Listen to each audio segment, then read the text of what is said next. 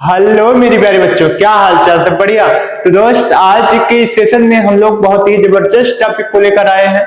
तो आज का जो टॉपिक होगा हमारा, वो बहुत ही जानदार शानदार होने वाला है। वैद्युत फ्लक्स की परिभाषा, मात्रक और बीमा। ये एकदम आसान भाषा में समझने वाले हैं कि इसका मात्रक क्या होता है, इसकी बीमा क्या होती है और इसका जो सूत्र होता है वो क्या होता है। मेरे बंधु, आइए समझते हैं एक एक करके सारी चीजों को। यहाँ पे आइए, समय को ना वेस्ट करते हैं, अपने हम टॉपिक को शुरू करते हैं। सबसे पहली चीज, अगर हम बात करें अपने टॉपिक की, तो हमारा पहला टॉपिक है क्या? वैद्युत फ्लक्स। वैद्युत फ्लक्स क्या होता है, इसकी परिभाषा क्या होती है। मेरे दोस्त, आइए इसकी परिभाषा लिखते हैं। पहले क्या लिखते हैं? इसकी परिभाषा लिखते हैं। तो भाई, इसकी परिभाषा कैसे लिखेंगे? इसकी परिभाषा होती क्या है? ये विद्युत क्षेत्र है, ये क्षेत्रफल है। विद्युत क्षेत्र और क्षेत्रफल का स्केलर गुणनफल, विद्युत क्षेत्र और क्षेत्रफल का स्केलर गुणनफल वैद्युत फ्लक्स कहलाता है। क्या कहलाता है बंधु? इसकी डिफिनेशन अगर लिखेंगे हम लोग, क्या लिखेंगे? वैद्युत क्षेत्र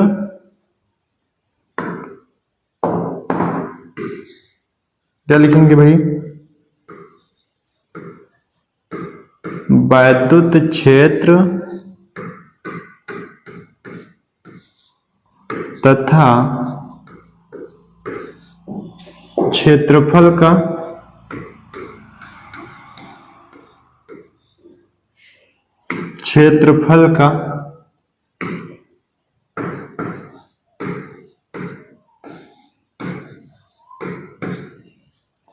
वैद्युत क्षेत्र तथा क्षेत्रफल के स्केलर गुणनफल को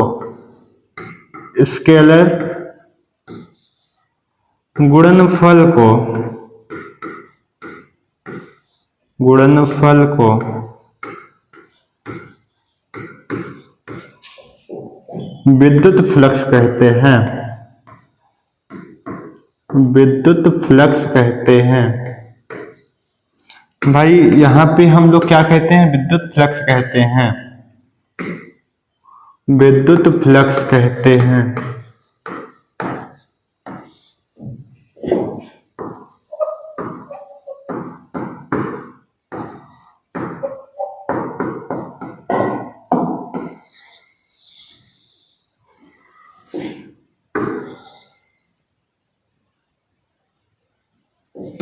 वैद्युत क्षेत्र तथा क्षेत्रफल के स्केलर गुणनफल को वैद्युत फ्लक्स कहा जाता है। नोट में एक बात लिखिएगा भाई, यह अदिश राशि होती है। कैसी राशि होती है? यह अदिश राशि होती है। नोट करके लिखिएगा, यह अदिश राशि होती है।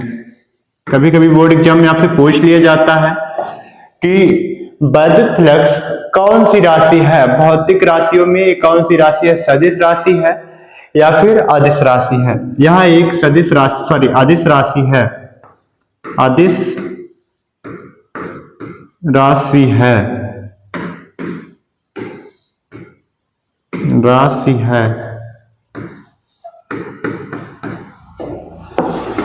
ध्यान रखिएगा बंधु। यह एक कैसी राशि है? अदिश राशि है। और साथ में हम जानेंगे इसकी बीमा क्या होती है। इसका मात्रक पहले जानते हैं। इसका मात्रक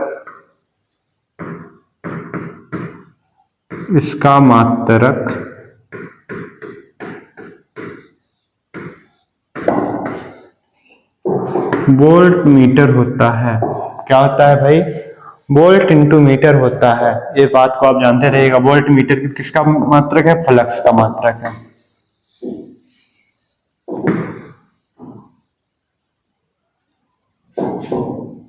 वोल्ट मीटर होता है। कहां से निकला बंधु? क्योंकि ई का मात्रक अभी हमने पढ़ा था, हाल में ही पढ़ा था, वोल्ट प्रति मीटर होता है। इसका एरिया का मात्रक मीटर स्क्वायर होता है। 1 मीटर से 1 मीटर कैंसिल हो जाता है, तो क्या बचता है हमारे पास? वोल्ट और मीटर बचता है वैद्युत फ्लक्स का मात्रक। इसकी बीमा की बात करें, इसकी बीमा कई बार पूछी जा चुकी है कि वैद्युत फ्लक्स की बीमा क्या होती है। वैद्युत फ्लक्स की बीमा क्या होती है? इसकी बीमा क्या होती है, आइए इसको भी जान लेते हैं हम लोग। इसकी बीमा होती है बंधु ML³ T³ e⁻⁻⁴ आप अगर इसको निकालेंगे तो इसकी विमा क्या निकलेगी बंधु? इसकी विमा आएगी A cube sorry M L cube T की पावर -3 ए का -1 घात। तो इस तरीके से इसकी विमा हो जाती है। तो दोस्त अब हम आगे बात करें, अगर हमारे पास घन कोण है, क्या है? घन कोण है। तो घन कोण की परिभाषा सबसे पहले लिखेंगे हम लोग। क्या करेंगे?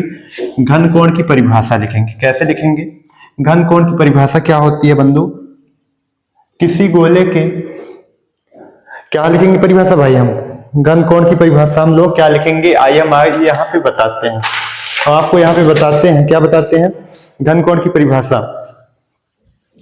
अगर घन कोण की परिभाषा लिखनी है आपको, किसी गोले के पृष्ठीय क्षेत्रफल द्वारा, किसी गोले के पृष्ठीय क्षेत्रफल द्वारा, इस तरीके से, किसी गोले के पृष्ठीय क्षेत्रफल द्वारा केंद्र पर बना कोण, इस पे जो कोण बनेगा, इस केंद्र पे जो कोण बनेगा, केंद्र पर बना कोण घन कोण कहलाता है। क्या कहलाता है बंधु?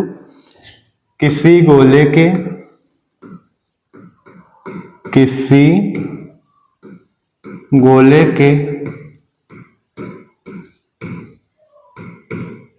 पृष्ठीय क्षेत्रफल द्वारा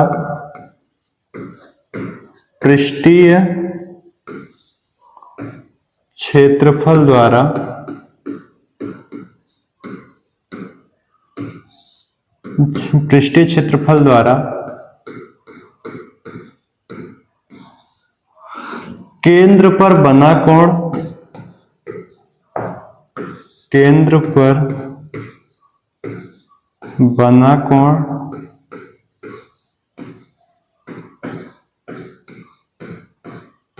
घन कोण कहलाता है। क्या कहलाता है भाई? घन कोण कहलाता है।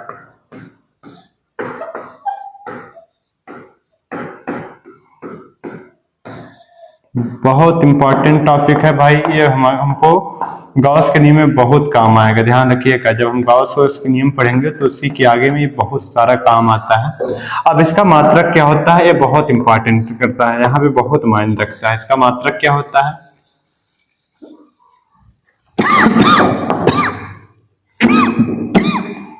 चलिए यही बात करते हैं। इसका सूत्र क्या होता है? डी ओमेगा बराबर D A cos theta upon में आर स्क्वायर। ये क्या है भाई? क्षेत्रफल है। किसका क्षेत्रफल है? गोले का क्षेत्रफल, गोले का पृष्ठीय क्षेत्रफल। गोले का पृष्ठीय क्षेत्रफल होता है ए बराबर, गोले का पृष्ठीय क्षेत्रफल कितना होता है भाई? ए बराबर 4 पाई आर स्क्वायर। कितना होता है? 4 पाई आर स्क्वायर। और थीटा का जो मान है यहाँ पे हम 90 डिग्री रख दें। कितना रख दें भाई? 90 डिग्री। तो क्या हो जाएगा? डी ओमेगा बराबर क्या निकलेगा हमारे पास? इसका वैल्यू रखेंगे तो कितना रखेंगे भाई हम लोग? 4 pi R square, 4 pi R square into cos 90 हो जाएगा। कास 90 की वैल्यू एक होती है, आप सबको पता है, अपॉन आर स्क्वायर इंटू यहाँ पे कास 90 हो जाएगा। ये आर स्क्वायर से आर स्क्वायर खत्म हो जाएगा। यहाँ पे इसकी वैल्यू क्या आ जाएगी? 4 पाई। अर्थात डी ओमेगा की वैल्यू कितनी होती है? 4 पाई के बराबर भी होती है। इस बात को भी आपको नोट डाउन करते हुए चलना है। क्या करना है? इस बात को भी आपको नोट डाउन करते हुए चलना है। तो भाई इसका जो मात्रक होता है रेडियन होता है, सॉरी स्टे रेडियन होता है। इसका मात्रक स्टे रेडियन होता है। ध्यान रखिएगा, ये सारी टॉपिक जो होती हैं बहुत इंपॉर्टेंट है। स्टे रेडियन होता है, ठीक। जो इसका मात्रक होता है क्या होता है? स्टे रेडियन होता है। चलिए आइए बात करते हैं नेक्स्ट परिभाषा की। रेखीय आवेश घनत्व किसे कहते हैं? आइए एक एक करके बात करेंगे। 3 डिफिनेशंस को हम बहुत सिंपल भाषा में पढ़ने वाले हैं और बहुत ही कम समय में पढ़ने वाले हैं। तो दोस्त आइए बात करते हैं कि हमारे पास जो होता है रेखीय आवेश घनत्व किसे कहते हैं। परिभाषा की बात करें, यहाँ पे अगर हम क्या करेंगे? परिभाषा की बात करें। अगर हम रेखीय आवेश घनत्व की परिभाषा क्या होती है, इसकी परिभाषा की बात करें, इसके सूत्र से परिभाषा बना लेंगे। एकांक लंबाई पर प्रवाहित आवेश रेखीय आवेश घनत्व कहलाता है। क्या कहलाता है? रेखीय आवेश घनत्व। एकांक लंबाई पर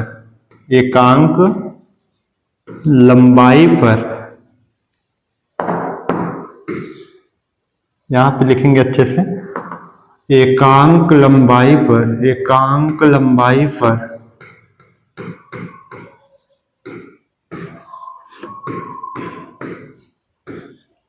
प्रवाहित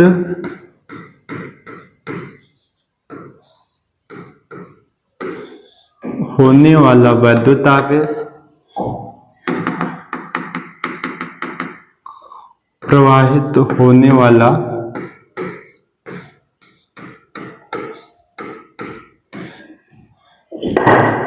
वैद्युत आवेश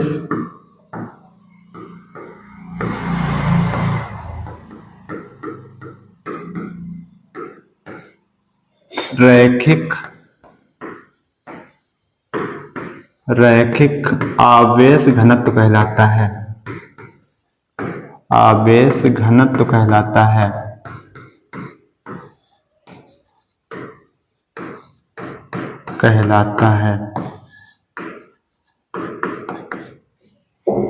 इसका मात्रक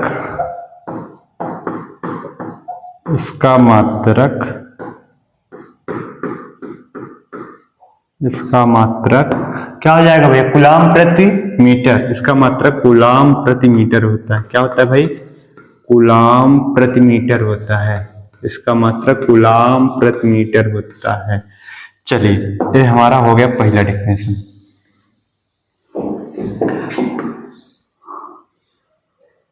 अगर आपसे पूछा जाए कि भैया आप बताओ, क्या बताओ? रैखिक आवेश घनत्व का डिफिनेशन क्या होती है, परिभाषा क्या होती है? तो बंधु आप बहुत ही प्रेम से बता सकते हैं। क्या बता सकते हैं? कि एकांक लंबाई पर प्रवाहित होने वाला वैद्युत आवेश क्या कहलाता है? रैखिक आवेश घनत्व कहलाता है। तो बंधु यहाँ पे हम बात करेंगे, ये लैम्डा क्या है? रेखीय आवेश घनत्व है। क्या है? जो लैम्डा है आपका रेखीय आवेश घनत्व है। इसको भी आप जानते रहिएगा। और क्यों जानते हैं आप? आवेश है। क्या है? आवेश है। और यह लंबाई है। क्या है? लंबाई है। आप इस बात को जानते रहिएगा। ये क्षेत्रफल है, एफ आर एरिया है हमारा। क्या है? एरिया। ये चार्ज है आपका, जिसको आवेश कहते हैं। ये पृष्ठीय आवेश घनत्व है। इसकी अगर परिभाषा की बात करें हम लोग, इसकी परिभाषा की बात करें तो क्या हो जाएगा? एकांक क्षेत्रफल पर प्रवाहित होने वाला वैद्युत आवेश पृष्ठीय आवेश घनत्व कहलाता है। चलिए यहाँ पे परिभाषा लिखते हैं हम। एकांक क्षेत्रफल पर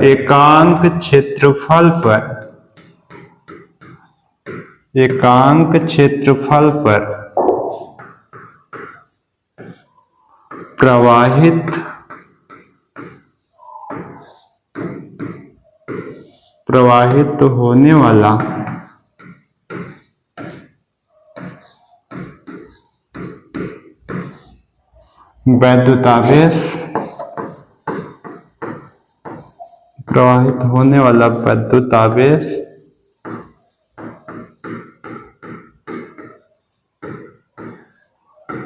वैद्युत क्षेत्र की तीव्रता कहलाता है।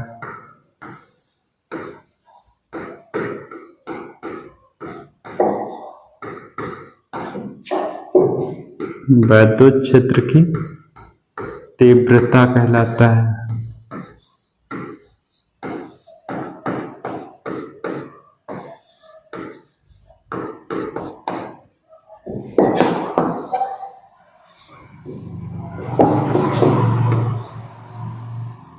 इसका मात्रक क्या हो जाएगा भैया? कूलाम प्रति मीटर स्क्वायर। इसका